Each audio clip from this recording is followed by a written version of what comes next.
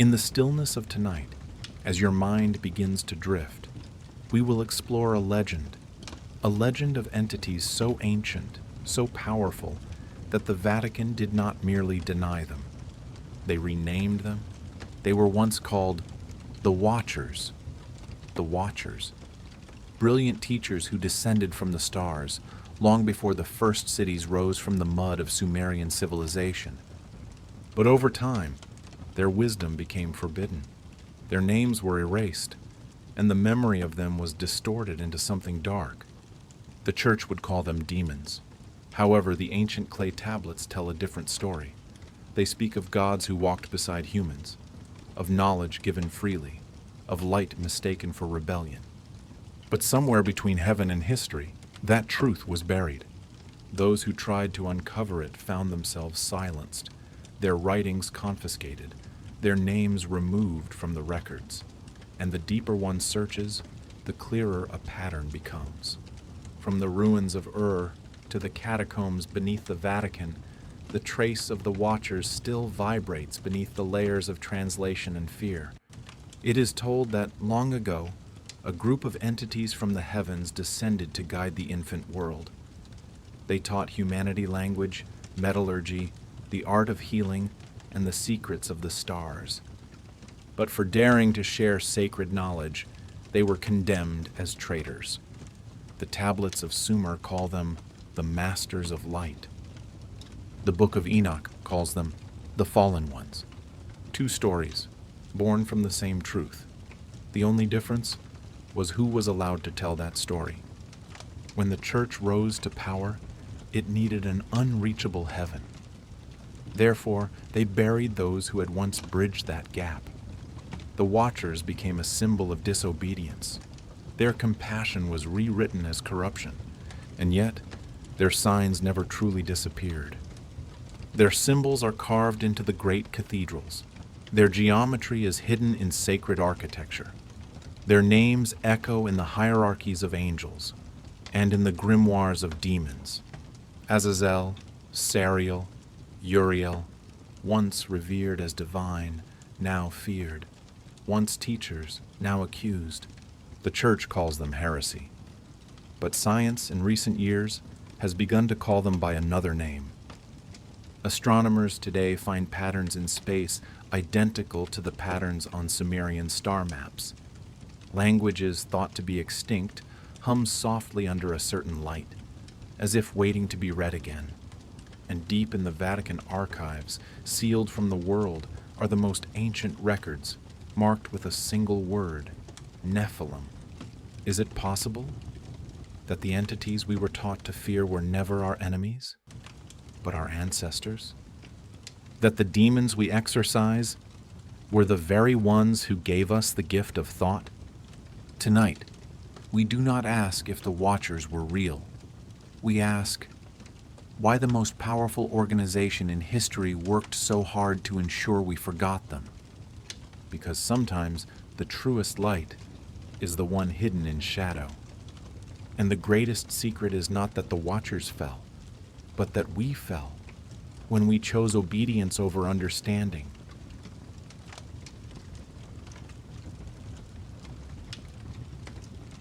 They say history is written by the victors. But what if the most ancient history wasn't written by humans at all?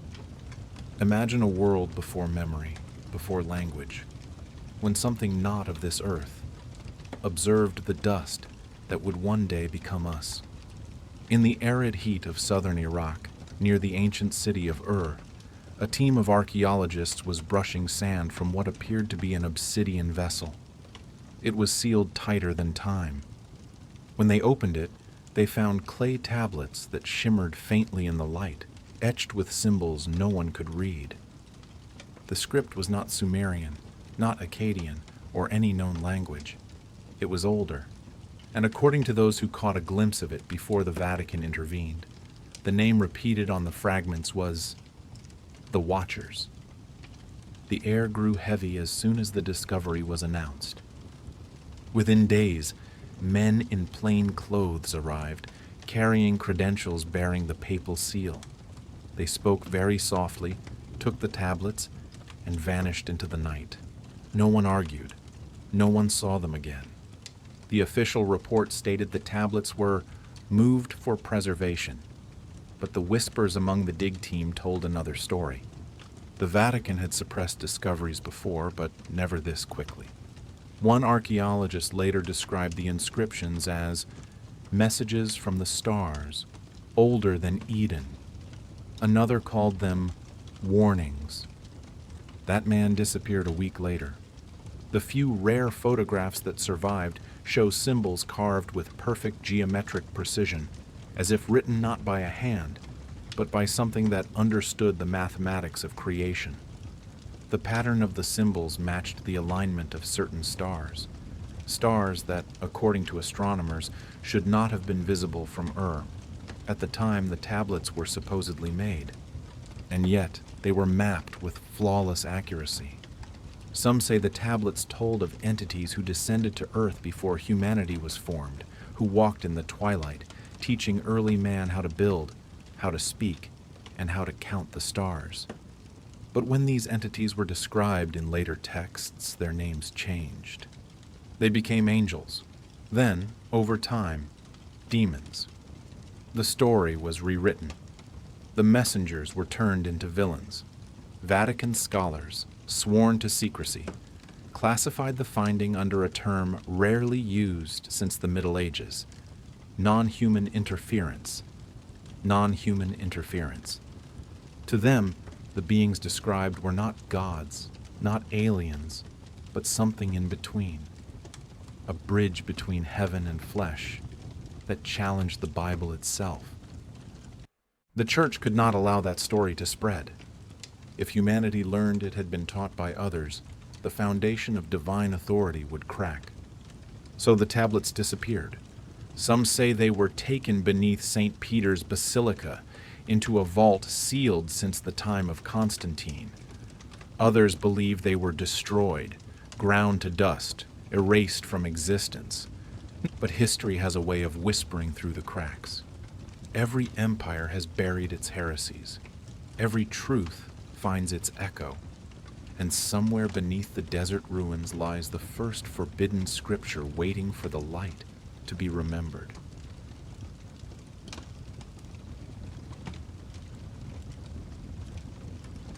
Beneath the marble floors of Vatican City exists a world few have ever seen.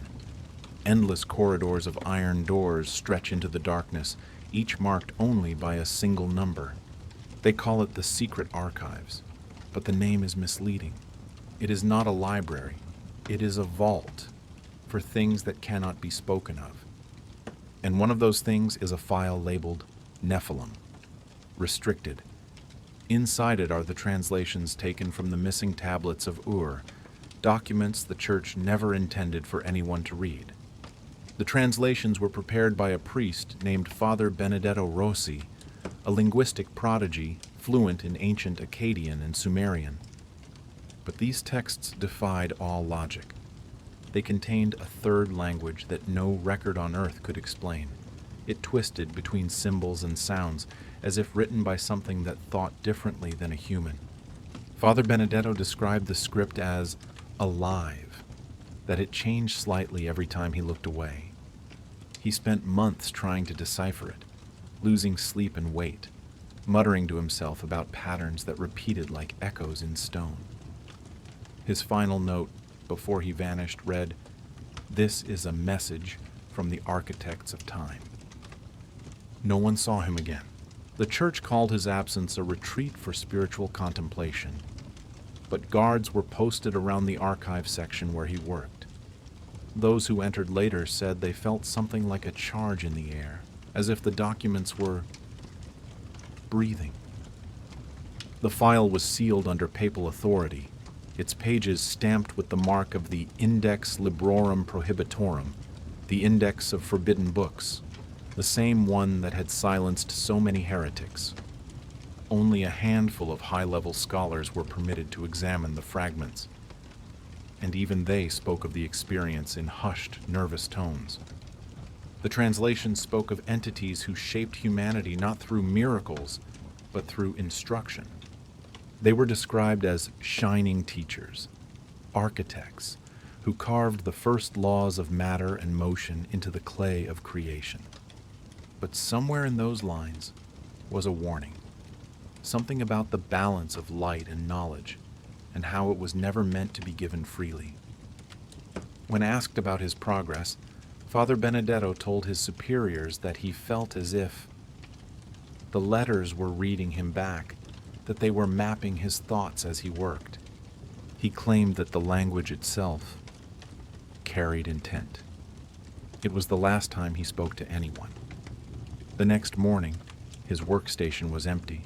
The documents were scattered, the wax seals broken, and his translation notes had been burned to ash.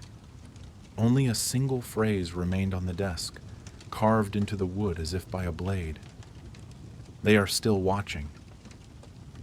After that day, the Vatican forbade all research into celestial texts from the pre-Abrahamic era. Rumors spread that Benedetto had not vanished, but had been taken deep beneath the city, to a room only the Jesuit, could access. It is said that there lie the dormant scriptures that defy both heaven and earth, the voices of the entities who shaped time itself.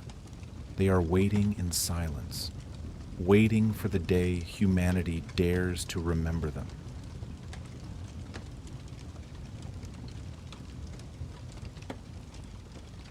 Long before the first pyramids rose from the desert sands, before the stories of angels and demons shaped faith, there was a place called Sumer.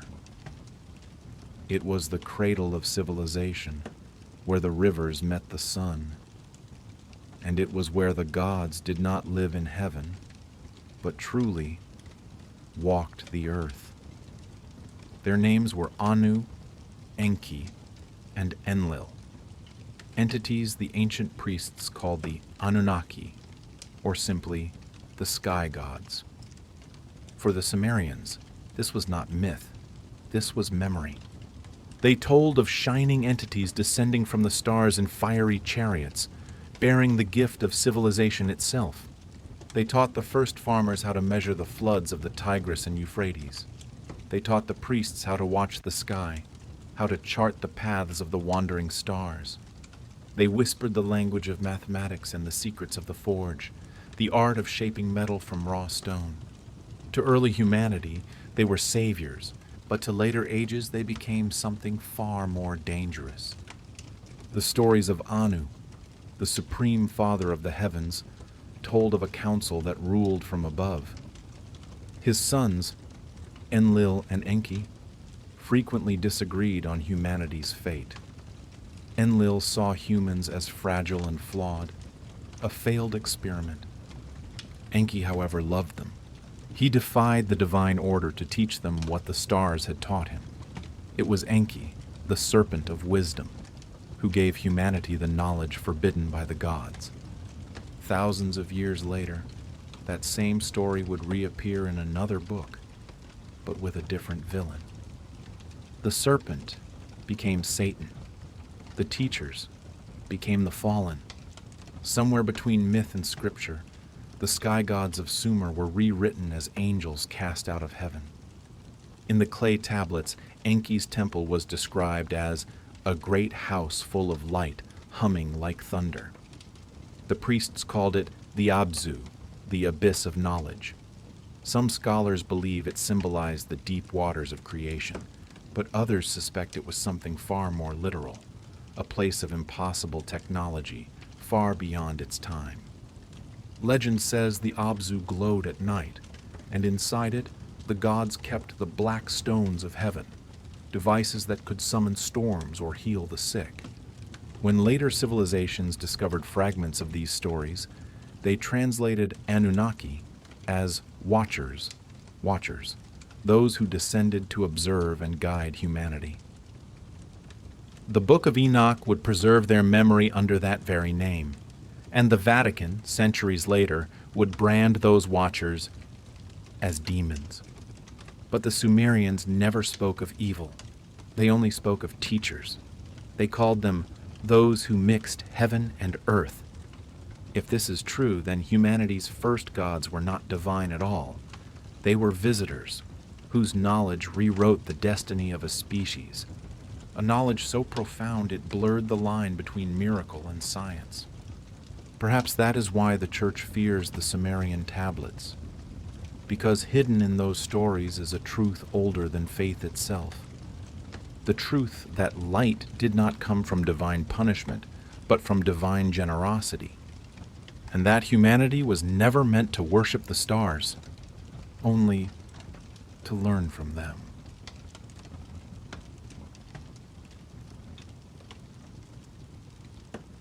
Imagine a cold, stone room, lit only by flickering candlelight.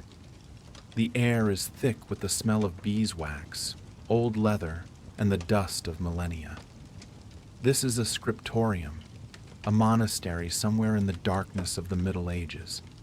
And in this room, a strange work is underway. They are scraping ink from parchment, stroke by stroke, letter by letter. The only sound is the sharp metal, methodically scratching across the skin, turning ancient words into a fine dust. Pages, holding the wisdom of a lost world, are being turned into blank slates. They burn entire pages, not in a fire of anger, but a controlled one, not to destroy knowledge, but to rewrite it.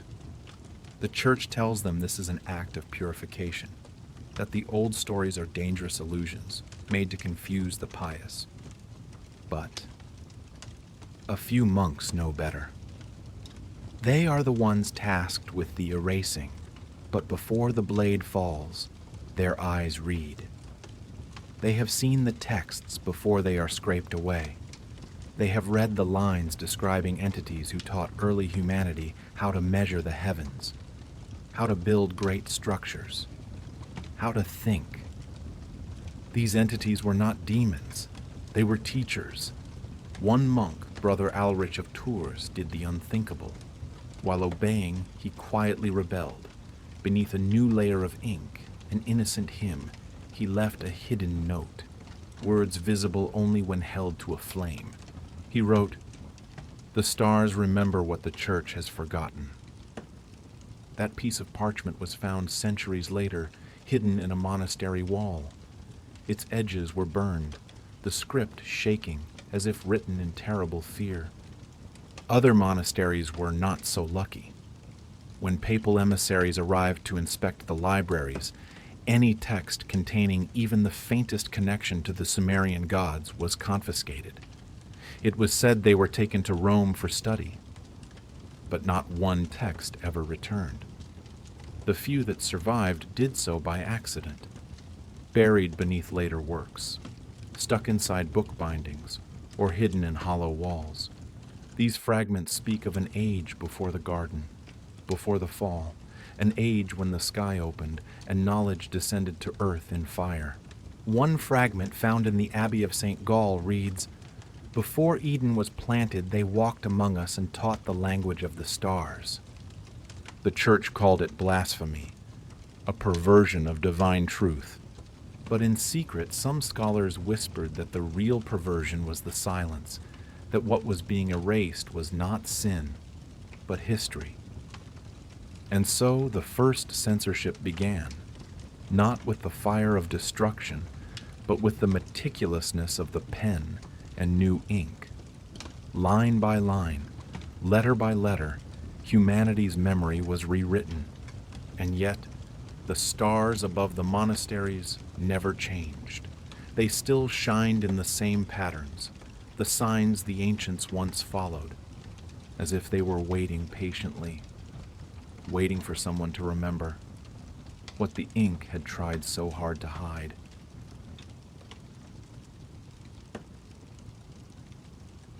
As the Roman Empire began to crumble, power needed a new foundation. The sword could conquer bodies, but only belief could conquer time. In the first centuries after the fall, the Church Fathers assembled. Their task, to create a single story, a story that could weave the myths of many worlds into one faith that ruled all. They called it divine revelation. but in reality it was an edit on a cosmic scale. From the ashes of Mesopotamia, from the clay tablets of Sumer and Babylon, they borrowed. They took the stories of gods and stars, of floods and creation, and reshaped them to fit a single narrative. The ancient sky gods, once called Anu, Enki, and Enlil, were reimagined as angels, the Watchers, the Guardians, the entities who descended to guide humanity, became rebels cast out of heaven, and their wisdom, once seen as sacred, was turned into temptation. It was the greatest rewrite in human history. What was once cosmology became theology. What was once myth became a weapon. The story of the Great Flood, first written in the Epic of Gilgamesh, was rewritten as Noah's Ark. The Sumerian goddess Inanna, a symbol of life and death, became Eve, whose curiosity led to sin. The serpent, once the symbol of Enki's wisdom, the one who warned man, now became Satan, the deceiver. This transformation was not an accident. It was a strategy.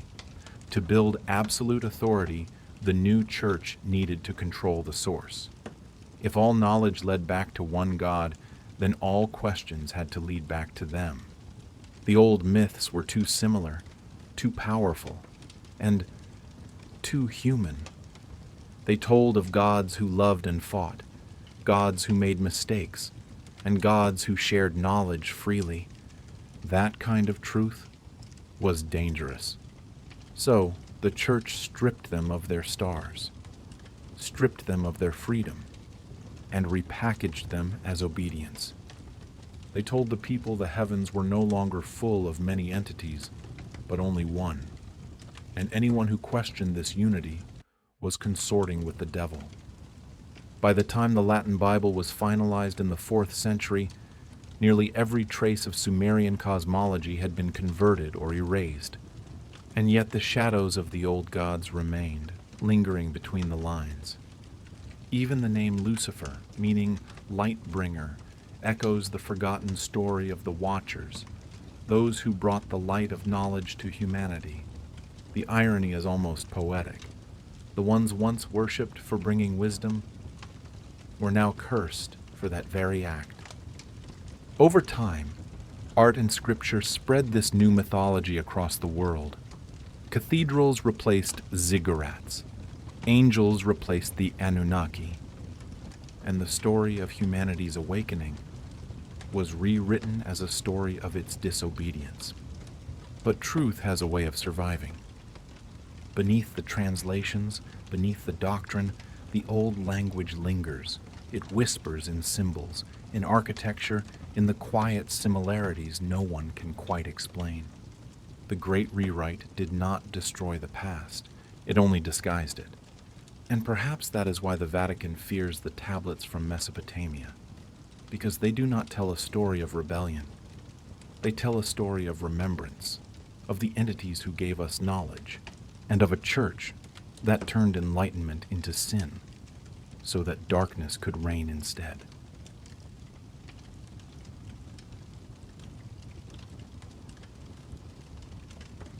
Long before the story of Noah and his ark filled the church pews and children's picture books, the people of Sumer told a story almost identical. It was written in cuneiform, pressed into wet clay nearly 5,000 years ago, centuries before the Bible was conceived. They called their hero Ziusudra, he who found life after the great flood. The tablets tell that the gods had grown restless with the noise of humanity, that the earth was filled with chaos, and that a divine storm was coming to wipe the world clean. But hidden between those cuneiform lines was something the church never wanted repeated. The Sumerian flood was not a punishment, it was a warning. The Watchers, the entities who had once descended from the stars to teach humanity, saw the catastrophe coming, and they tried to help. One of them, often called Enki, spoke to Ziusudra in dreams. He told Ziusudra to build a boat and gather the seed of life. Ziusudra was not commanded by a fury. He was saved by compassion. In this version, the flood was not an act of divine anger. It was a test, a cycle meant to reset the world's balance. Humanity survived not because of absolute obedience, but because of a teacher's warning. When the church later translated these same stories into scripture, everything changed. The Watchers became the villains. The flood became divine retribution. The compassionate Savior was replaced by an obedient servant, and the one who gave the warning was rewritten, became the serpent, the deceiver, the fallen one.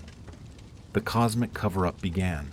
What was once a story of enlightenment and survival was turned into a story of fear and control. By turning the Watchers into tempters, the Church completely inverted the meaning of the oldest morality tale on earth. In the Sumerian records, the flood did not erase sin. It erased time. It marked the boundary between one age of humanity and the next.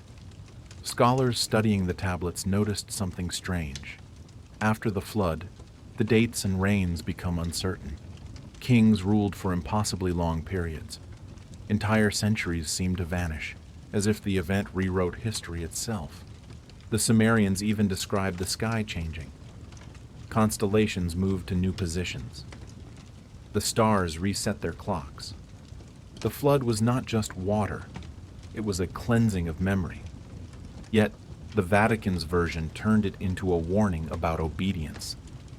The message became simple: follow divine command, or face annihilation. It was a story designed to teach submission, not curiosity. A story where knowledge was punished and silence was sacred. But deep in the rubble of Mesopotamia, the clay is still speaking. The flood that erased time was never meant to make humanity fear. It was meant to remind us that wisdom survives through those who listen, not those who merely obey. And perhaps that is the real reason the Church buried the older story. Because in the Sumerian flood, the real heroes were not the ones who followed orders. They were the ones who dared to remember the words of the Watchers before the world was washed away.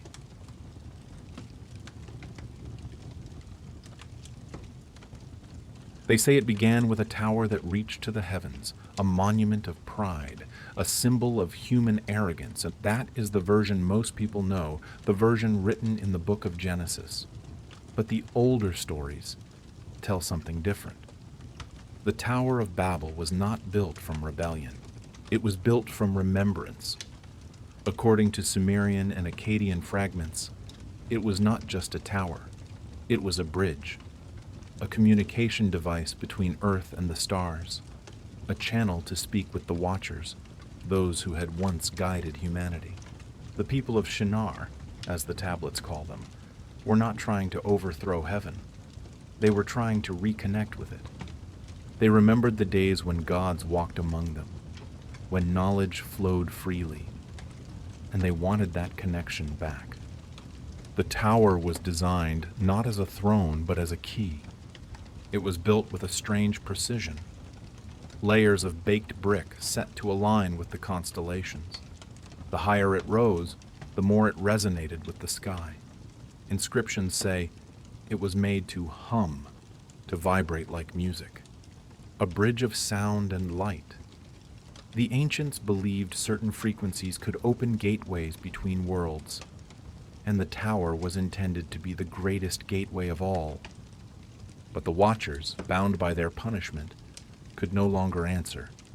Something in the structure attracted attention from the powers that be, powers that feared what would happen if humans remembered too much. The story we know says God scattered the builders and confused their languages, but the older text suggests something else. They were silenced. Their shared frequency was broken. At the moment the tower resonated at its highest note, it fell. The vibration that once unified all speech shattered into 1,000 languages. It was not divine wrath, it was interference. When the Church inherited this story centuries later, They reimagined it to fit their doctrine. Technology became sin. Curiosity became arrogance. The act of reaching became rebellion against heaven. In paintings, the tower is shown collapsing under lightning, a warning to anyone who tries to rise too high. But to the ancients, the tower's fall was a tragedy, not a punishment. They believed that when the tower fell, a part of human potential fell with it. Language, once a single song, became noise. Every word lost its harmony, its connection to the cosmic rhythm that bound all things. The church called it the birth of confusion, but perhaps it was the birth of silence, the silence that came when humanity was cut off from the Watchers. Some fragments found near Babylon describe a prophecy that one day the tower will be rebuilt, not of stone, but of light. And when it hums again, humanity will remember how to speak the first language, the language that connects all hearts and the stars. Until then, the story remains rewritten. A tower that never meant to challenge God. It only wanted to remember, or perhaps to be remembered by the ones who first showed us how to reach for the heavens long before telescopes were pointed at the stars.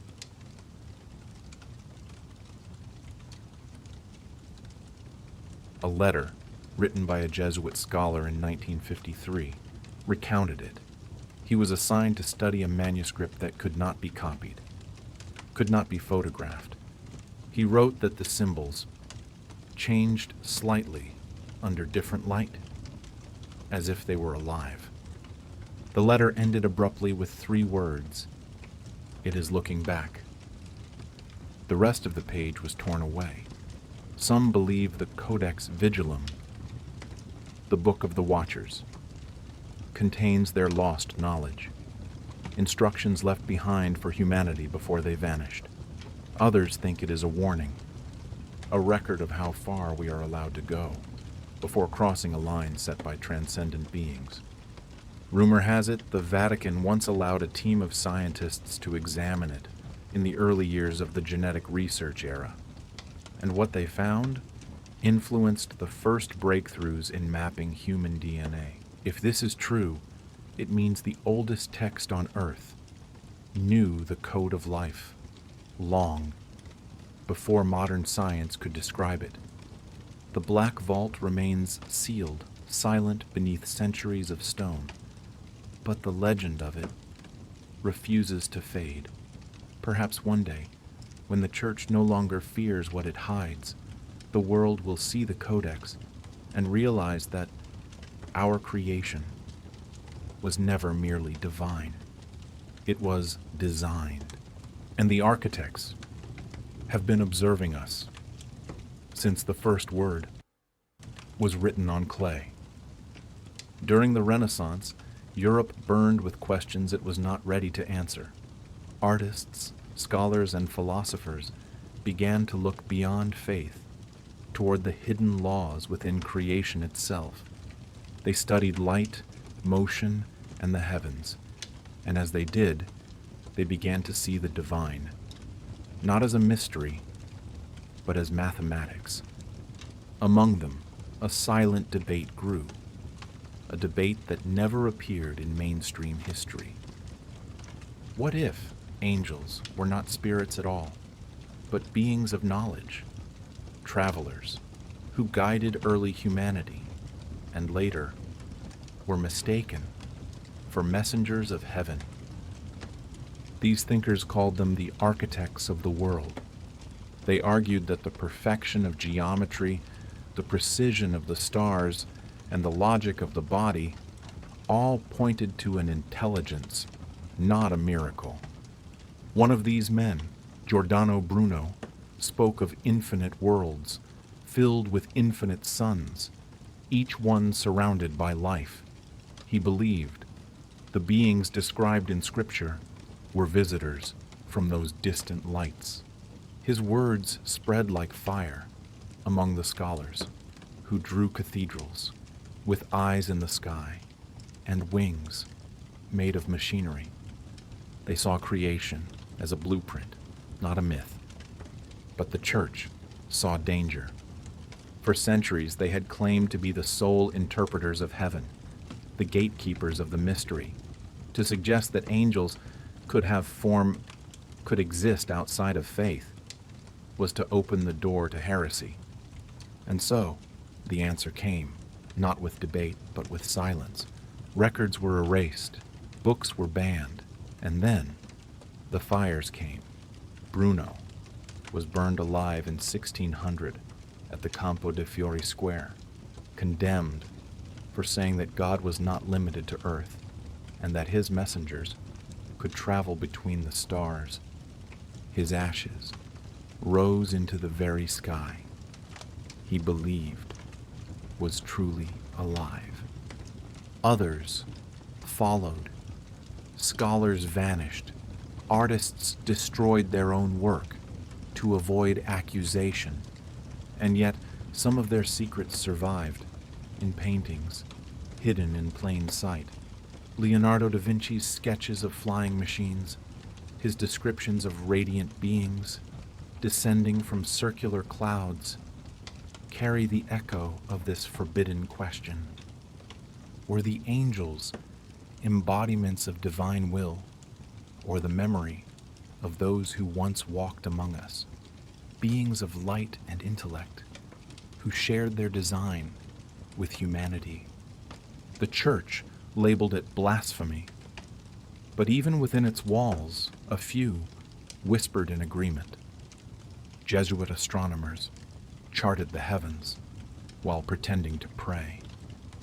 The architects of the great basilicas aligned the domes with the stars as if to honor the ones who taught geometry itself. The Renaissance was not just a rebirth of art, but a rebirth of memory. Humanity was remembering what it once knew, that the divine and the scientific were not enemies, but reflections of the same truth. Angel or architect, it didn't matter. Both shaped the world with light. Both were punished for revealing too much. And as the fires of the Inquisition faded into history, the question they tried to erase still lingers. What if the heaven we pray to is not above, but all around us, waiting for us to finally understand what the ancients had always known?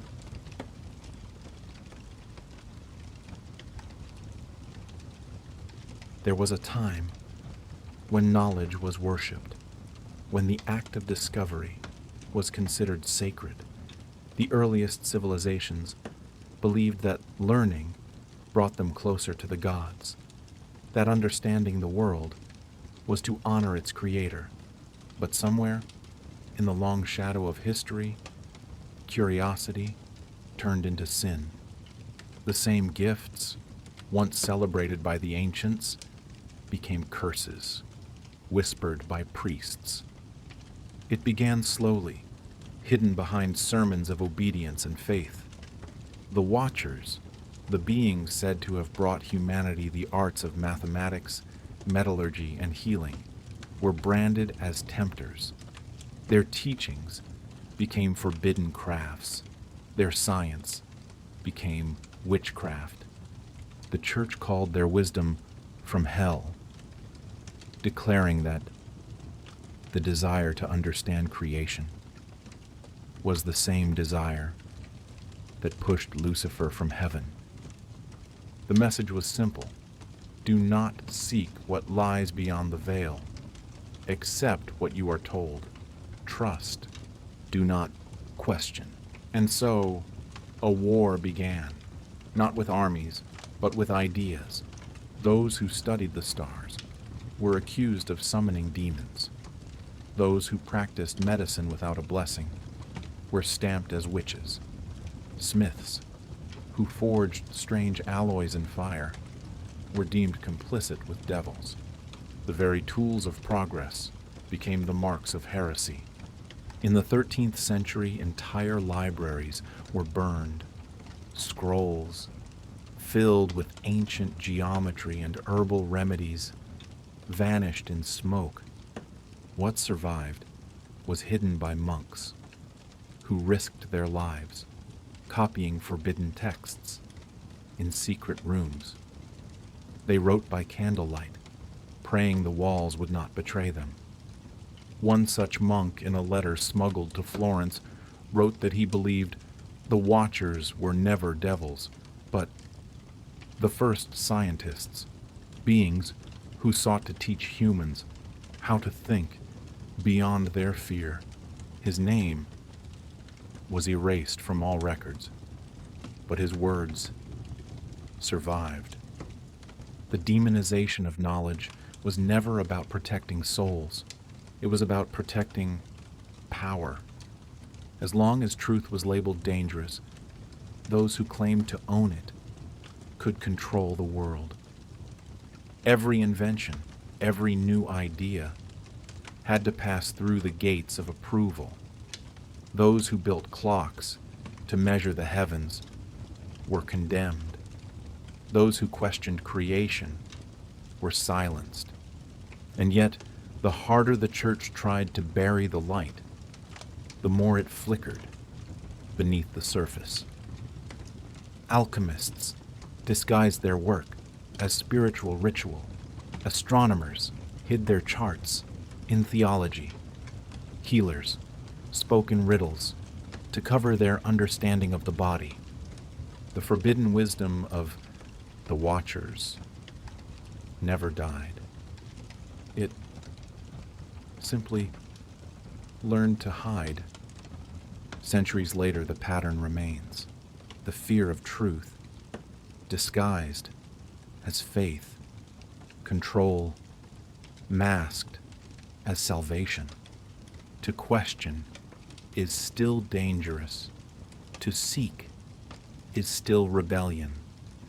But perhaps that is what the Watchers wanted us to remember. That knowledge is not the devil, it is the awakening. And any age that calls it demonic is proving just how powerful it truly is. The real demon was never curiosity.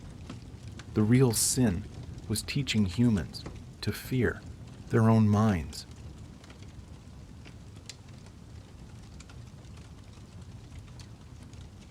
Across the deserts of Iraq, broken tablets still whisper the most ancient names ever carved by human hands. They are written in cuneiform, etched thousands of years before the first Bible, before Latin, before the word angel was ever spoken. The Sumerians called them the seven who descended. Their names were Azil, Serial, Uriel, Raguel Ramiel, Kokabil, and Shamsiel. They were not gods, as we understand gods, nor demons, or men. They were the Watchers, beings of light, who came down from the sky to guide early humanity. Each name carried a meaning, a vibration tied to a specific element of creation. Azil, the bringer of fire. Serial, the keeper of time. Uriel, the flame of knowledge. To the Sumerians, these names were sacred. To speak them was to call light into the world. But thousands of years later, these same names reappeared in apocryphal Christian texts, rewritten with fear instead of reverence. In the book of Enoch, Azil became the rebel, who taught men to forge weapons. Sariel became a fallen watcher, punished for teaching astrology. Uriel became the angel of judgment and fire. The story changed, but the names remained. The church could never explain why these figures appeared in both pagan scriptures and early Christian manuscripts millennia apart, yet bound by language. Coincidence, they said, but coincidence does not carve identical names in stone on separate continents. Coincidence does not preserve the same letters through centuries of translation. Something survived the flood, the wars, and the rewriting of time. The names themselves became forbidden. In the Middle Ages, even speaking them in ritual was considered heresy. Priests burned any text that linked them to the old world, and yet they kept appearing in secret writings carried by mystics and scholars who sensed that erasing a name could not erase the truth it carried. In some great cathedrals, the initials of these beings are hidden in stained glass, woven into halos, disguised as symbols of virtue. A Jesuit historian in the 17th century claimed he found a coded list in the Vatican archives titled Numina Caelorum, the names of the sky. The 7 names appeared again, but next to each was a note in Latin, expunged from canon, erased from canon, erased. But the very act of erasing confirmed their existence. The church tried to silence them because their presence linked heaven and earth in a way that undermined the divine hierarchy. These were not fallen angels. They were the original architects of light, remembered by every culture under different names. The Sumerians called them gods. The Hebrews called them watchers. The Greeks called them titans. The Christians called them angels. And then demons. The names change, but the beings remain. And perhaps that is the secret the Vatican fears most, that the names we were told to fear were once the names that helped us rise, that the real blasphemy was never speaking their names, but forgetting them, because memory is power, and power is what all silence seeks to control.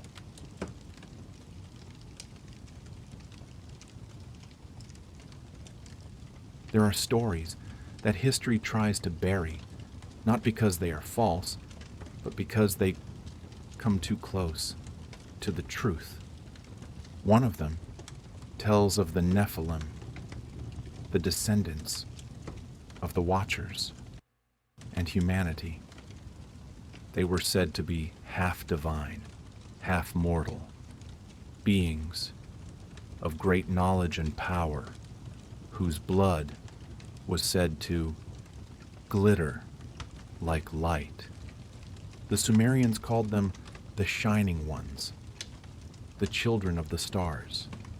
Ancient texts describe them as the builders, kings, and priests who ruled before the Great Flood. When the church later retold these stories, they turned them into cautionary tales.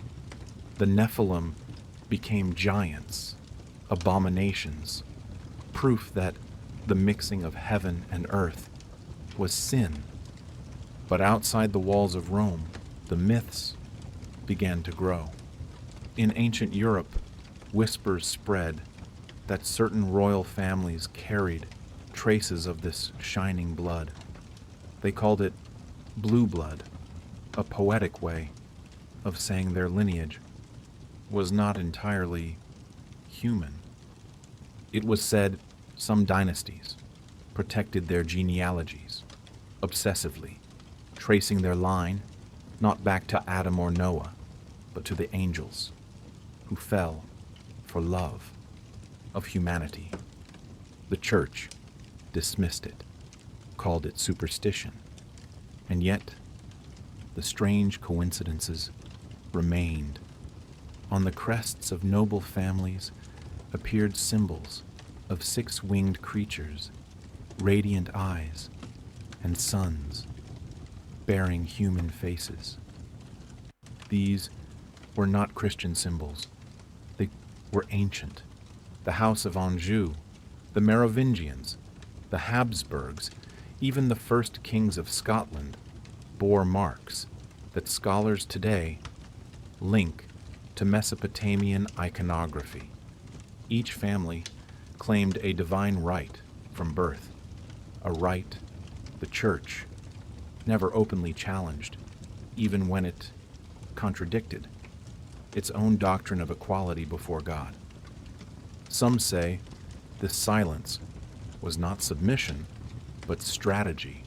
The Vatican kept its distance because it knew the truth was older than the doctrine. The secret archives hold letters between popes and monarchs discussing the preservation of certain lines of light. In one document from 1596, a Jesuit advisor warned that these families must never be allowed to mix with the common, for their purpose is celestial. The language is cryptic, but the meaning is clear.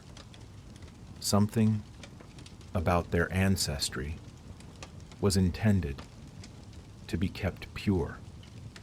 Historians usually dismiss the Nephilim as mythology, and yet science keeps discovering anomalies in ancient DNA, traces of unknown origin that don't fit the evolutionary timeline.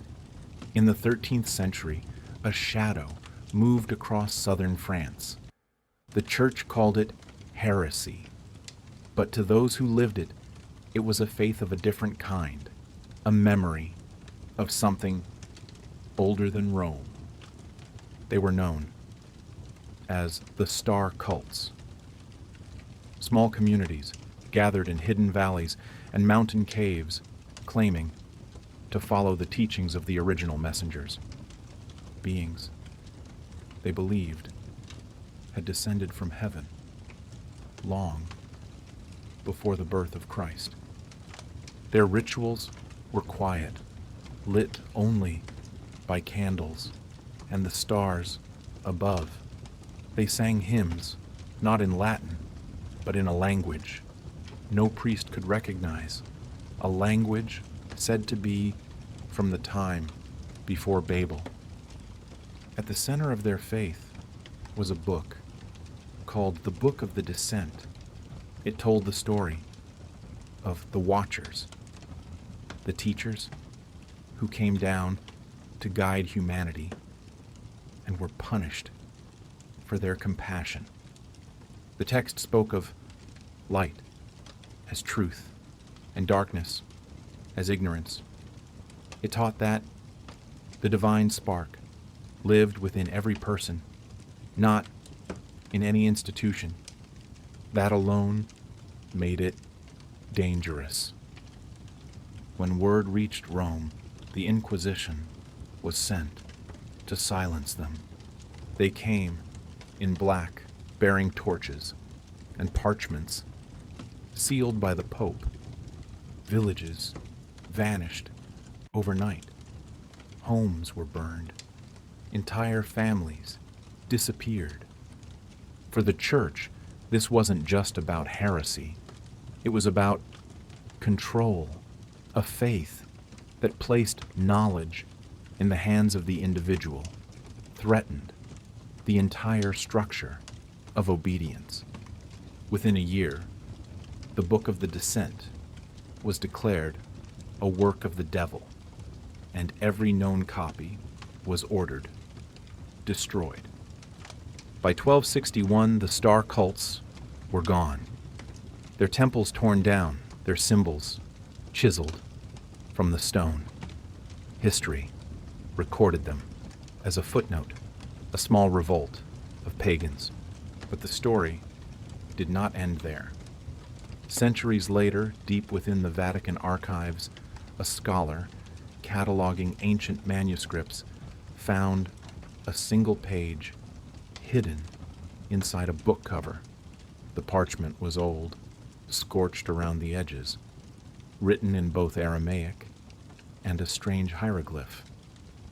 At the bottom was a seal that read, Liber Cassus, the Book of the Fall.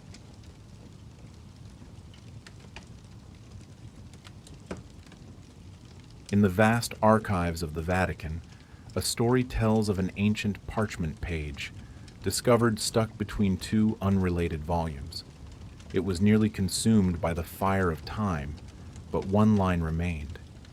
The line translated read, "We came from the light and fell into matter, so that we might rise again." No one knows how the page survived, or who hid it there. After its discovery, access to that section of the archive was quietly restricted. The page was photographed once before being reclassified as lost. However, descriptions of it still circulate among researchers who believe it was a fragment of the Book of Descent. Book of Descent. Some say the Vatican keeps it in a sealed vault because this text teaches that salvation is not something granted from above, but something remembered from within. If that is true, then the silence of the Inquisition was not the end of the star cults, but only the beginning of their concealment.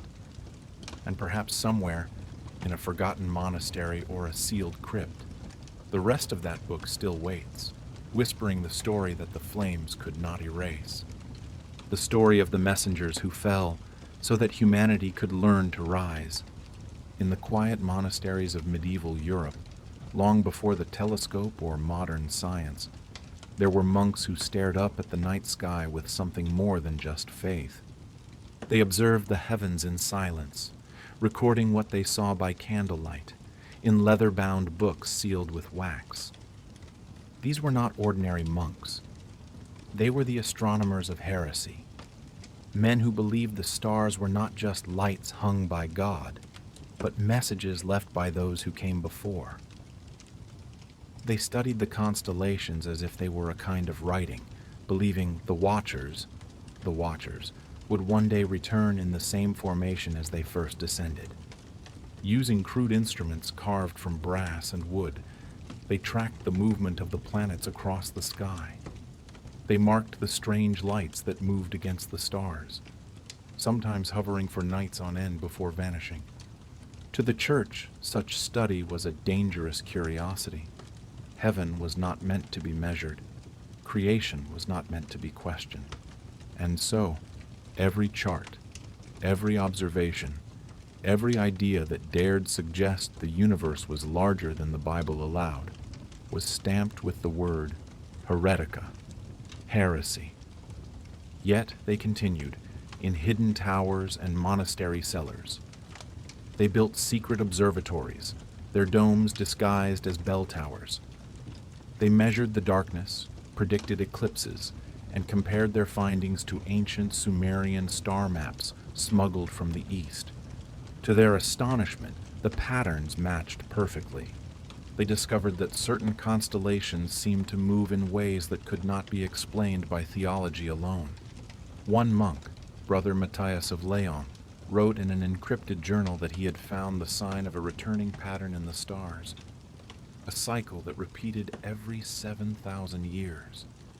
He believed it marked the reappearance of the Watchers, a cosmic rhythm etched into the very fabric of time. His works were confiscated, and he was never seen again. But fragments of his work survived, in the margins of other texts, notes that would later inspire early scientists like Copernicus and Kepler. The very thing the Church tried to destroy became the foundation of modern astronomy. Even Galileo, centuries later, would echo their forbidden truth when he said, "The heavens are not fixed, but alive." Every discovery that brought humanity closer to the stars had its roots in those silent nights of faith and defiance. The monks looking at the sky were not rebelling against God. They were searching for him in his truest form, in the vastness of creation. And yet, for their devotion, they were seen as traitors to heaven. Their telescopes became symbols of sin. Their curiosity became a crime. The irony is that while the Church condemned them, it quietly copied their findings. Deep in the Vatican archives, there are thousands of astronomical charts, some dating back to the 13th century, more accurate than any public record at the time. The Church feared the truth, but they could not stop it from shining. The Astronomy of Heresy was never about rebellion. It was about remembrance, a promise written in the stars that one day the Watchers would return and humanity would finally look up again, without fear.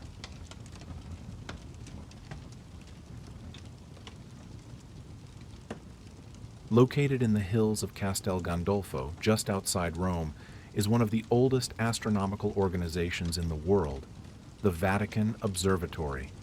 To most, it is a symbol of faith blending with science, proof that the Church seeks to understand creation through the language of the stars. But for those who have studied its history closely, another question lingers. Was it built only to understand the heavens, or to watch for something returning from them? The observatory was officially founded in 1582 under Pope Gregory XIII. This was the same pope who reformed the calendar, an act that realigned humanity's measure of time. That act alone showed a deep interest, not just in astronomy, but in alignment. The ancient Sumerian tablets speak of time as a great wheel, a cycle marked by the reappearance of TheWatchers. Changing the calendar, whether accidentally or intentionally, brought humanity's timekeeping back into harmony with those same ancient cosmic rhythms. Historians call it a coincidence. Others call it preparation.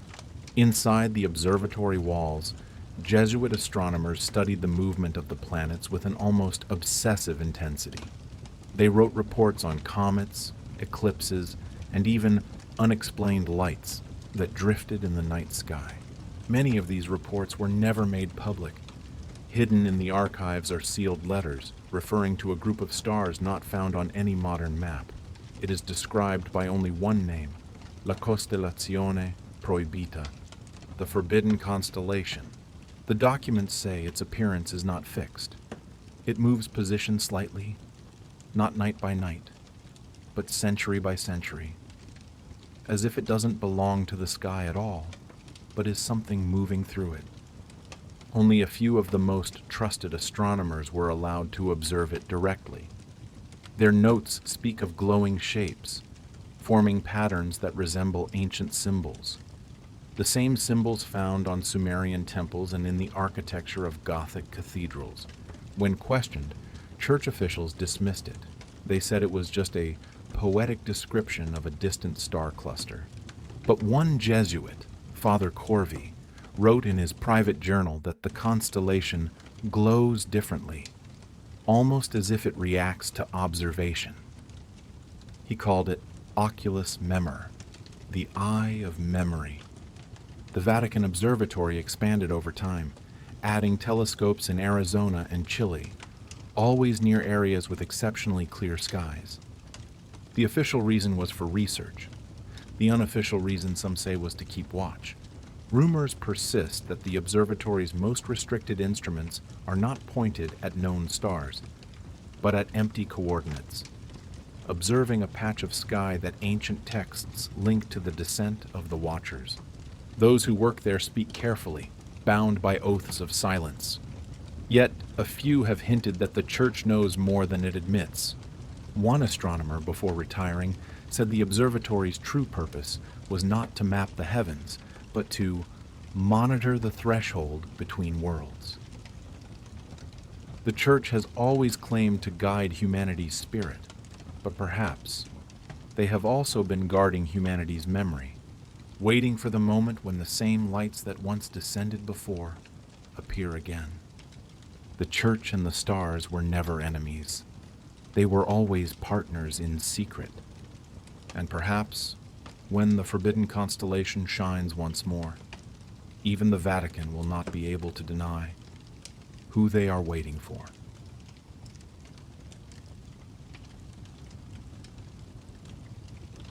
There are stories whispered among old scholars of a language written not in ink, but in light. They say that long before the alphabet was carved in stone, before Sumerian, Hebrew, or Latin, the first words spoken were radiance itself. They were sound and illumination woven together, a language that itself shaped creation. This was the language of the Watchers. In the 15th century, alchemists claimed to have rediscovered fragments of it, etched in hidden manuscripts, found in forgotten monasteries. They called it Lumen Scriptum, the light script, and it was said the letters would shimmer faintly under the stars, glowing like embers when touched by moonlight. Each symbol was not merely a word, but a vibration, a frequency of meaning. To read it aloud was to harmonize with the cosmos, to bridge the divide between matter and spirit. Those who practiced it believed it was the true language of angels, the original source code of creation. But to the church, it was something else entirely. They called it demonic glossolalia, a blasphemy disguised as knowledge. In 1487, the Inquisition seized a series of notebooks from an alchemist named Matteo de Ferrara. He claimed the script came to him in dreams, golden spirals hovering before his eyes each night. When he copied them onto parchment, he said the letters burned like sunlight on water. Witnesses swore they had seen the light themselves, though none could explain it. The church accused him of witchcraft and destroyed his works, but fragments survived, hidden by his students. Modern researchers examining these pages under ultraviolet light have found faint traces of a phosphorescent material, a substance that did not exist in medieval inks, as if the writing itself remembered the light. In one translation, the first line reads, "Language is the breath of the stars." The harder the church tried to suppress it, the more it reappeared. Symbols identical to the Lumen Scriptum have been found on Sumerian tablets, Egyptian amulets, and even in the geometry of kaleidoscope windows in Gothic cathedrals. Some believe the masons who built them encoded this cosmic alphabet into the architecture, turning the temples into sentences of stone. Others think the script was never written by human hands at all, but by energy, by beings who communicated through vibration rather than sound. This idea horrified theologians. If the universe itself could speak, then the Bible was no longer the only voice of God. During the Renaissance, certain scholars risked everything to study it in secret. They believed deciphering the Lumen Scriptum could reveal the primary structure of matter. They called it the living word, the bridge between physics and faith. The church burned most of their work, labeling it heresy. Yet, even now, reports surface of symbols glowing faintly when exposed to the night sky, as if waiting to be read again. Perhaps the Watchers left their language as a key. They knew that one day, humanity would learn to see light not just as illumination, but as communication. And when we finally understand that the light itself is talking, we may realize we were never meant to worship the heavens, and we were meant to have a dialogue with them.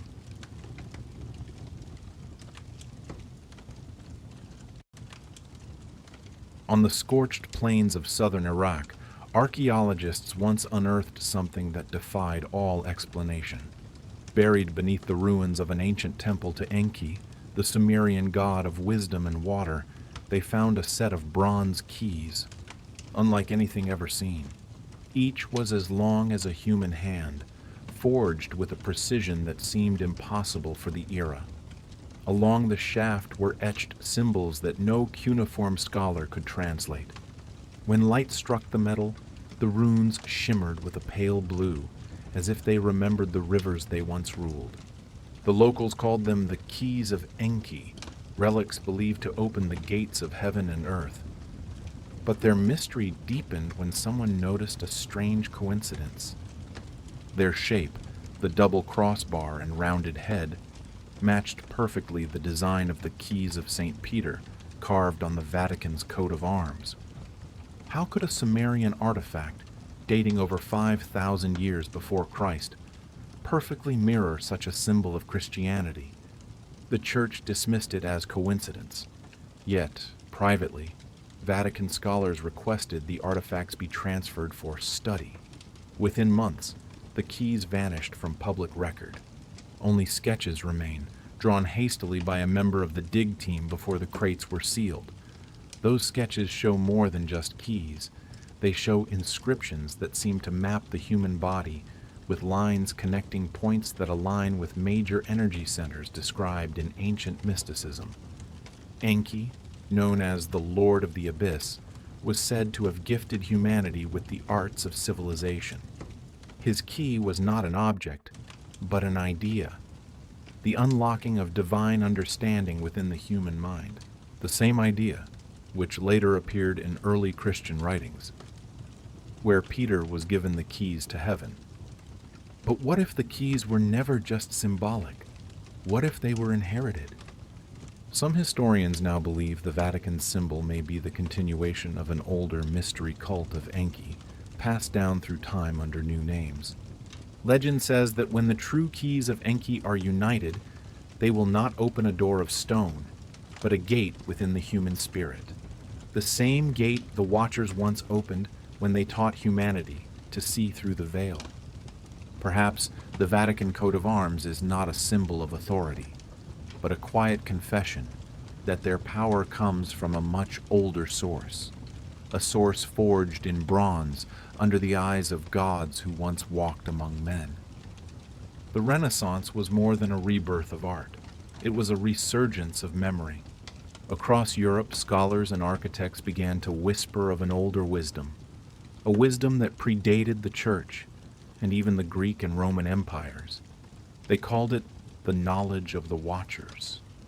The light that once shone on humanity before it was buried under dogma and fear. This secret awakening began not in open halls but in hidden rooms, where Gnostics, Rosicrucians, and early Masons gathered by candlelight to study forbidden texts, smuggled from the ancient lands. They believed the universe was written in the language of geometry, and that by decoding it, man could rediscover his divine origin. Their motto was simple, yet dangerous: as above, so below. It was not poetry. It was an instruction. They saw the stars as a mirror of the human soul, and the earth as a reflection of the heavens. Every cathedral they built, every fresco they painted, carried this silent truth. The great cathedrals of Florence, Paris, and Prague were not just places of worship. They were encoded star maps. Their spires pointed to specific constellations. Their stained glass windows formed sacred ratios, matching cosmic patterns, described in ancient Sumerian tablets. Hidden in the Gothic arches were symbols of angels, not the gentle figures of the Bible, but beings of light and fire, carved with stone wings and faces upturned to the sky. It was the Watchers, disguised in plain sight. While the Church celebrated these cathedrals as monuments of faith, their builders knew better. They were libraries of stone. Each design was a fragment of a lost, sacred science. They called it the Great Work, the perfection of the self through knowledge and creation. The alchemists sought not to turn lead into gold, but to turn ignorance into enlightenment. The Vatican watched this movement closely, with suspicion, but the knowledge survived, because it was hidden in art, music, and architecture. One could burn a book, but not a cathedral that sang with light. The Renaissance became the era when the world began to remember. The knowledge of the Watchers, though veiled, breathed again in every equation, every painting, every secret meeting under marble domes.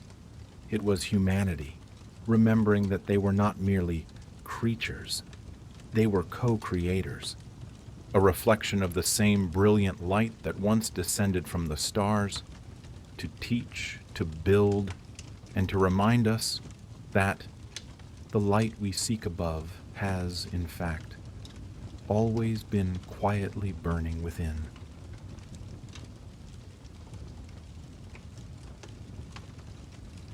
It all began with a silence, carefully wrapped inside a decree.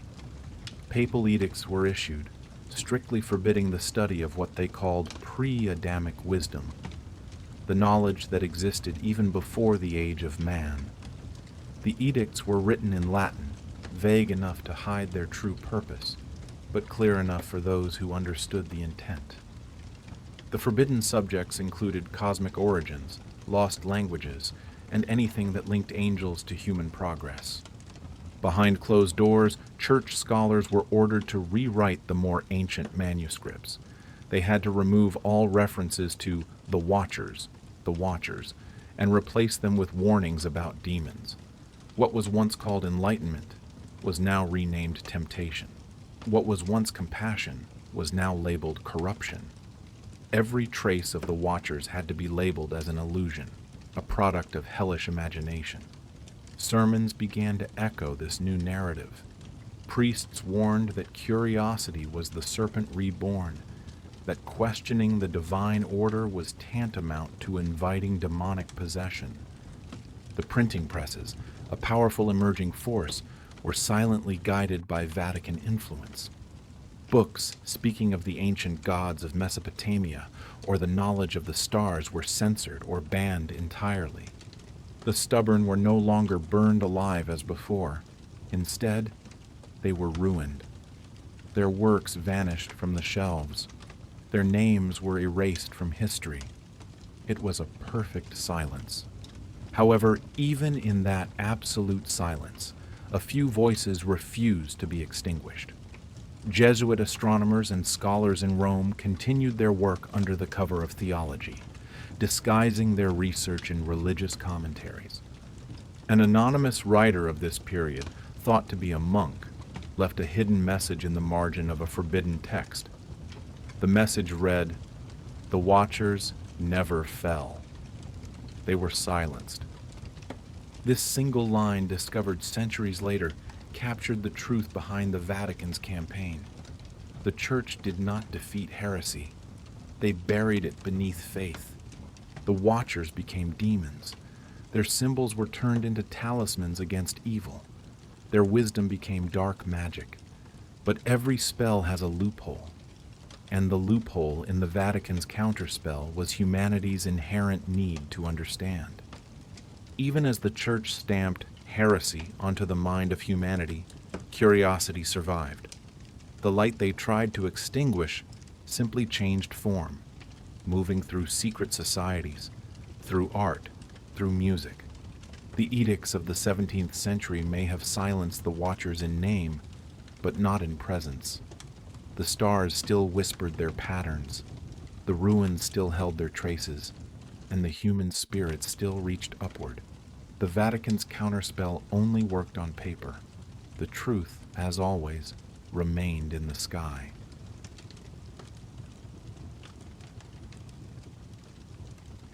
Deep beneath Vatican City is a labyrinth of corridors the public will never see. Behind heavy iron doors and endless hallways covered in dust and parchment is an area known only to a select few as the Whispering Vault. This place is said to hold the most ancient manuscripts on Earth, texts so old that even the Church no longer knows their full origin. Access is restricted to a small group of scholars, and they are under constant surveillance. Even they are forbidden to speak of what they find. However, over the years, quiet stories have escaped those walls. Those who have entered the vault describe an atmosphere unlike anywhere else on Earth. The air feels charged, vibrating softly, as if the very stones are alive. Some hear faint, unidentifiable sounds, low hums that rise and fall, like the breathing of the entire building. Others report seeing lights where there should be none. They shimmer in dark corners or flicker across the sealed shelves. It is said the sound is more intense near a specific chamber called the Room of Origins, where manuscripts bound in black leather rest under glass. These texts are written in unknown scripts. Some resemble cuneiform, others look like nothing in human history. The Church officially calls them symbolic language fragments, but researchers who have studied them claim something far stranger. Using modern instruments, they have recorded faint electromagnetic frequencies emanating from the pages themselves, as if the ink is reacting to human presence. A physicist allowed inside in 1979 reported that the vibrations formed repeating patterns, consistent with a form of coded communication. When he reported this to Vatican officials, his access was immediately revoked. He left Italy the very next day and was never heard from again. Another scholar described the experience as standing inside a living resonance. He wrote that when he whispered, the air seemed to whisper back. His notes mention that the sound changes depending on the words spoken, as if the vault itself is listening. Some believe these phenomena are remnants of the Watcher language, a living script still carrying energy from its creation. Alchemists once called it Lumen Scriptum, the language of light. Perhaps these are the original source materials. The Church denies all such claims.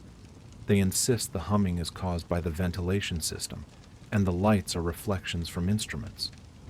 But too many witnesses have described the exact same sensations. The Vatican may call it superstition, but they continue to monitor the vault with sensors and cameras at all times.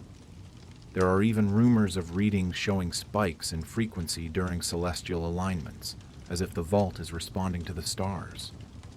If that is true, it means the language of the Watchers is not just written sound, but a bridge between dimensions, a bridge that still echoes long after its writers vanished. The Whispering Vault remains locked, its secrets guarded by both stone and silence. But occasionally, as night falls over the basilica, guards stationed above swear they can feel a vibration beneath their feet, a pulse deep in the earth, like something ancient stirring, waiting for someone who remembers how to listen.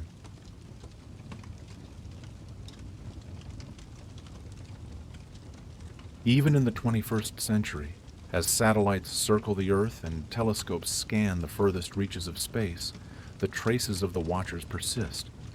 Astronomers report patterns in star clusters that mirror the exact constellations carved into Sumerian temples over 5,000 years ago. These are not random coincidences, because similar formations also appear in data collected from completely separate observatories, continents, and oceans apart. Some researchers have noted identical geometric sequences in asteroid belts. They repeat the mathematical ratios once taught to early humanity through whispered lessons from celestial teachers. Strange lights flare in the skies above the ruins of Mesopotamia at precise intervals.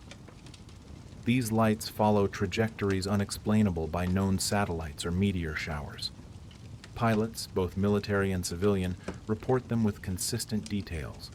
Glowing orbs moving in formation, stopping as if observing, then changing direction with a precision no human technology can achieve.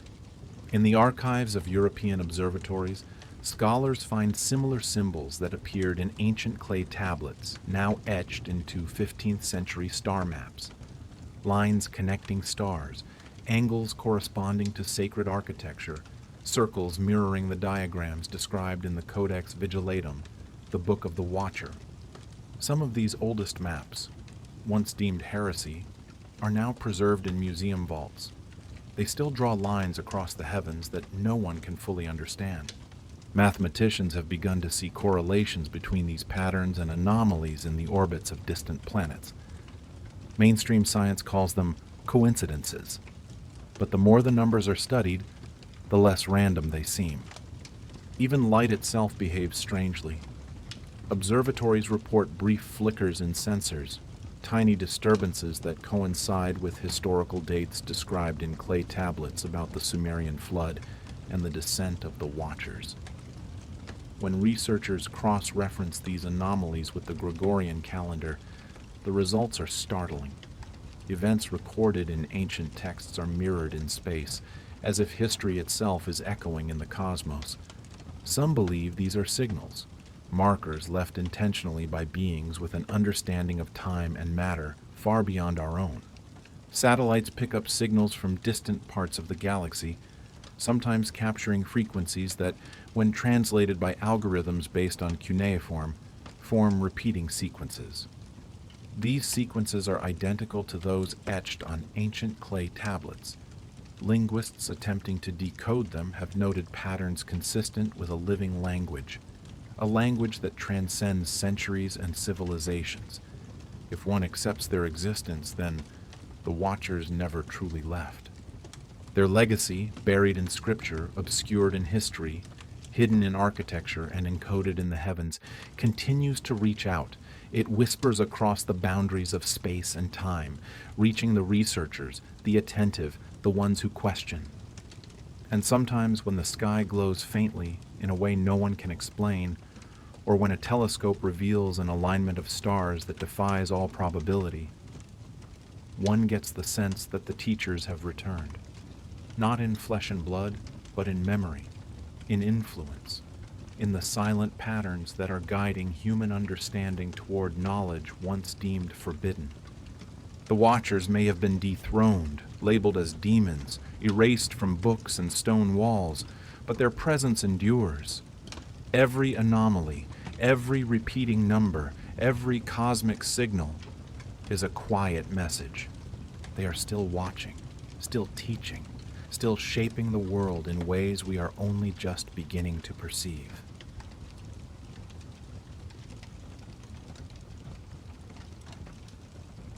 Perhaps the greatest illusion in human history is the story of rebellion. For millennia, the Watchers were called fallen, labeled as demons, and condemned in whispered sermons and printed edicts. But what if that fall was never theirs? What if they descended not to conquer but to teach, to bestow knowledge that could lift humanity beyond fear and submission, beyond rituals and blind faith? The clay tablets from the hidden manuscripts in the Vatican, the encoded architecture of the great cathedrals, all point to a simple truth, a truth too dangerous to exist in the light of day. The Watchers did not seek worship, they sought understanding.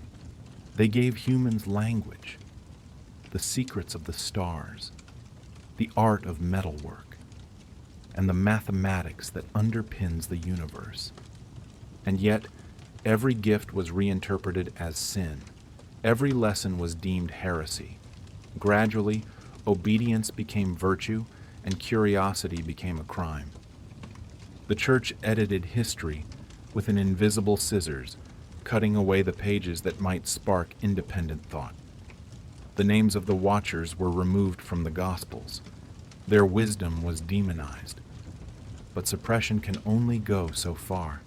The fragments remained, the whispers in the archives, the symbols that glow under starlight, the anomalies in celestial charts that defy all explanation. They are a reminder that truth is resilient. The real fall occurred when humans allowed themselves to be led by fear instead of reason, when we accepted authority without question, when we equated obedience with righteousness. That is when we relinquished the light that was once gifted to us. The memory of the Watchers survives in hidden verses, in the margins of forgotten texts, in symbols carved on stone that survived fire and reformations. In the quiet, their message waits for those who can see. Knowledge is not dangerous because it is powerful. Knowledge is dangerous because it forces us to choose. To understand is to act. To act is to risk. That is why humanity has always feared the Watchers. Not because they were evil, but because they remind us that our own minds are capable of creation, that we do not need intermediaries to touch the divine. Even today, in the 21st century, their influence lingers. The strange patterns in space, the mathematical constants embedded in the natural world, the symbols appearing across cultures and millennia. These are the echoes of the teachers who never left. They were never the fallen ones. They were the ones who rose above the limits imposed by power and tried to lift humanity with them. And we have the choice to awaken or to remember what was buried, the choice to read, to observe, to question, to see the world not as it was told to us, but as it truly is. The clay tablets, the star maps, the whispering texts, they are not relics of a rebellion. They are keys. Keys to reclaiming the spark that was always within us. The fall of the Watchers was never theirs. Our fall was in believing we could never stand on our own without being told to do so. And perhaps the greatest lesson of all is this: understanding is the true light, and it can never be extinguished, only hidden until we remember how to see.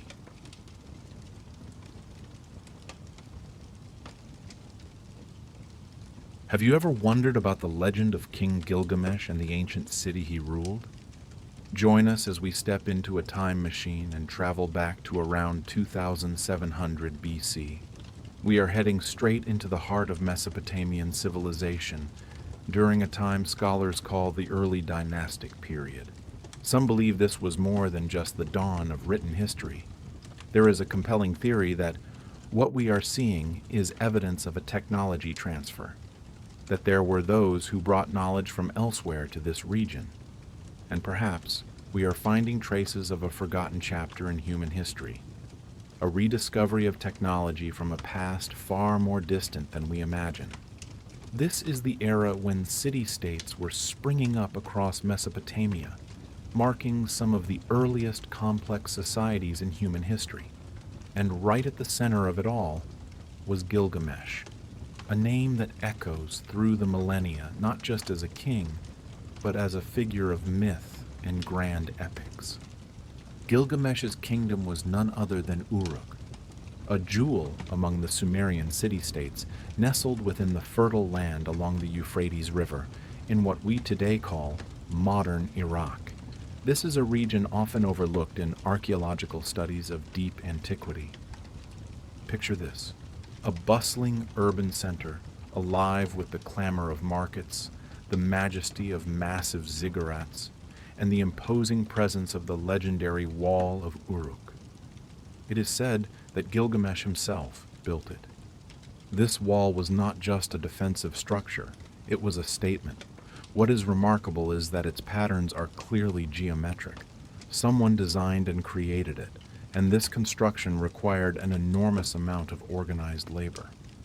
There had to be an iron will and intent to accomplish such a feat. Uruk was not just any city. It was a beacon of culture, economy, and innovation. It is credited with many firsts in human civilization, including the invention of the cuneiform writing system. But what was life really like under the rule of King Gilgamesh? Imagine a leader who was more than human. He was a figure of divine significance, believed to be responsible for the safety and prosperity of his people. Under his leadership, Uruk flourished, becoming a center of worship, especially for Inanna, a major deity in the Sumerian pantheon. Gilgamesh's Uruk represented the pinnacle of Sumerian engineering, architecture, and social organization. It boasted a large population, highlighting its status as one of the largest cities in the world at that time. During his reign, Gilgamesh was likely the pivot in the city's administrative machine, overseeing administrative decisions, religious activities, and military campaigns to protect Uruk's interests. His leadership almost certainly saw the construction of monumental projects, which not only enhanced the city's splendor but also fortified its defenses, ensuring Uruk's prominent place in the annals of antiquity. Perhaps We are getting very close to rediscovering some of the things our ancient ancestors did. But if we are only busy looking for our own reflection in the past, we might completely miss the much larger and more complex picture.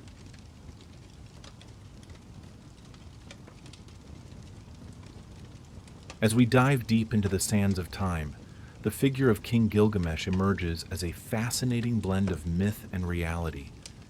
He is a character who has captivated historians and archaeologists for generations. The line between myth and history is often very blurry, but there are a few tiny archaeological breadcrumbs that lead us back to the possibility of Gilgamesh's real existence in ancient Mesopotamian civilizations. First, let's talk about the Sumerian king list. This is not your average historical document. It's more like a strange combination of chronicle and mythology, listing the rulers of Sumer along with their reign lengths, many of which are extraordinarily long, thousands of years. What's interesting about this list is that Gilgamesh, our man, appears on it. His name appears among other rulers, giving us a subtle hint that perhaps, just perhaps, he was a real historical figure who actually ruled, and not just a character in ancient bedtime stories. The fact that there are several versions of this list, found in different locations and from different times, shows that keeping track of their leaders was quite important to the Sumerians, and that Gilgamesh was an important part of that historical memory. Next, we have inscriptions and artifacts. Imagine you are sifting through the arid soil of Iraq, and you find a clay tablet or a cylinder seal inscribed with Gilgamesh's name. These tiny fragments don't give us the full picture of his reign. They don't tell us about his wars or his decrees, but they suggest that he was recognized as a king. These items, scattered throughout ancient Sumerian sites, are like breadcrumbs, hinting at the lasting memory of Gilgamesh. They emphasize his status not just as a legend, but as a cherished cultural icon. But here is where things get complicated. Trying to separate the real man from the myth in Gilgamesh's story is like trying to untangle an intricately knotted rope. The archaeological evidence we have doesn't detail his life story or list his achievements. Instead, it teases us with glimpses, leaving us to wonder about the reality of his reign. This scarcity of clear historical records makes Gilgamesh an enigmatic figure, shrouded in the mists of time. Despite these challenges, the scant evidence we do have is invaluable. It bridges the gap between legend and history. It suggests that Gilgamesh might have been more than just a character in an epic. He may have been a king of flesh and blood whose actions and legacy became so great that they transcended reality, stepping into the immortal realm of myth.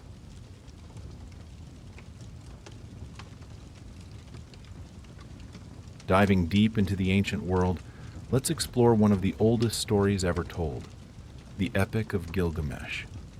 Imagine clay tablets, densely inscribed with cuneiform, the first writing system created by the ingenious Sumerians. This epic is not just a story. It is a journey back to the third dynasty of Ur, around 2100 BC. Even so, its origins reach back even further, through older Sumerian poems about our hero, Gilgamesh.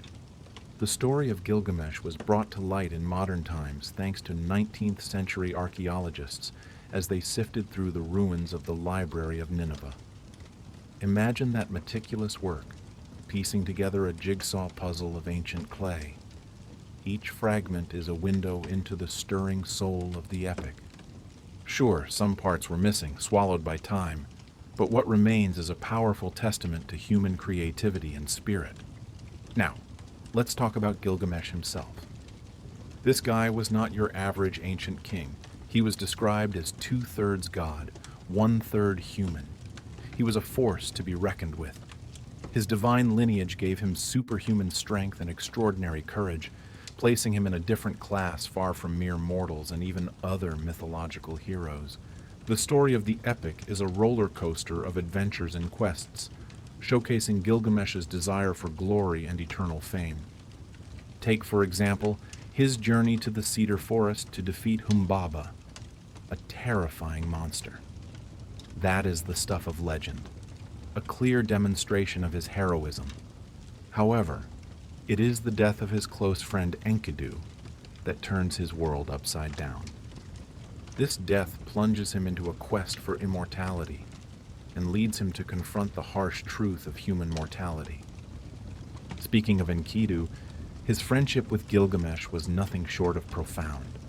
Enkidu, created by the gods from the wilderness, was originally intended to curb Gilgamesh's arrogance. But in the end, Enkidu became his soulmate, his brother. Their bond is a powerful narrative driver. It illustrates how deep connections can foster personal growth and lead to profound realizations about life and one's own nature. At its core, the Epic of Gilgamesh contains a multitude of themes that resonate deeply with the human experience. It is a story about the relentless search for fame and the universal pursuit of immortality, only to finally realize that death is an inescapable part of life. The story emphasizes the importance of friendship and how it shapes our journey towards understanding and accepting our humanity.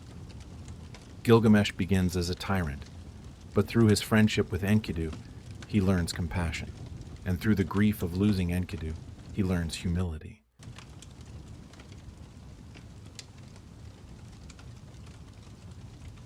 In the whirlwind of adventure in the Epic of Gilgamesh, we witness one of the most fascinating encounters between mortals and gods. It is not just a tale of heroism. It is a deep dive into the complex worldview of the Mesopotamians. Take, for example, Gilgamesh's encounter with Utnapishtim, the ancient world's version of Noah. After the devastating death of Enkidu, Gilgamesh becomes obsessed with his own mortality. He begins a desperate journey to find Utnapishtim, the only man granted eternal life by the gods. Imagine sitting down with someone who survived a world-ending flood, all because a god tipped him off to build a boat. The story of the Great Flood, where the gods decided to reboot humanity but spared Utnapishtim, reflects the absolute power that the gods, the Anunnaki, held. They made life and death decisions over the fate of mankind. But the story of the survivors might be even more complex. Perhaps there were two types of survivors of ancient catastrophes: those who survived through pure luck, and those who survived because they knew it was coming. They had planned, they had prepared. How could someone know? We are looking at a profound mystery. Could there have been a cataclysmic event, some kind of impact that fills the gaps in our historical record? When we search for the causes of drastic climate changes in the past, we find ourselves at a fascinating crossroads. One path leads to the Nibiru cataclysm theory. This theory, based mostly on interpretations of ancient text, suggests the existence of a rogue planet, Nibiru, that passes through our solar system on a long elliptical orbit, causing gravitational disruptions and cataclysmic events on Earth every 3,600 years. The other path is mapped out by Randall Carlson's recurrent catastrophe theory. This theory is more firmly based in geological and astronomical evidence. Carlson, a self-taught geologist, argues that Earth has experienced periodic cataclysmic events from various natural causes, including cometary impacts, volcanic eruptions, and rapid glacial cycles. While the Nibiru theory focuses on a single external trigger, Carlson's theory speaks of a natural cycle. But let's return to Nibiru, because this name is deeply embedded in Sumerian and Babylonian mythology. It is associated with the god Marduk, a central figure representing power and cosmic order. Astronomically, Nibiru was considered the highest point of the ecliptic, marking the position of the summer solstice.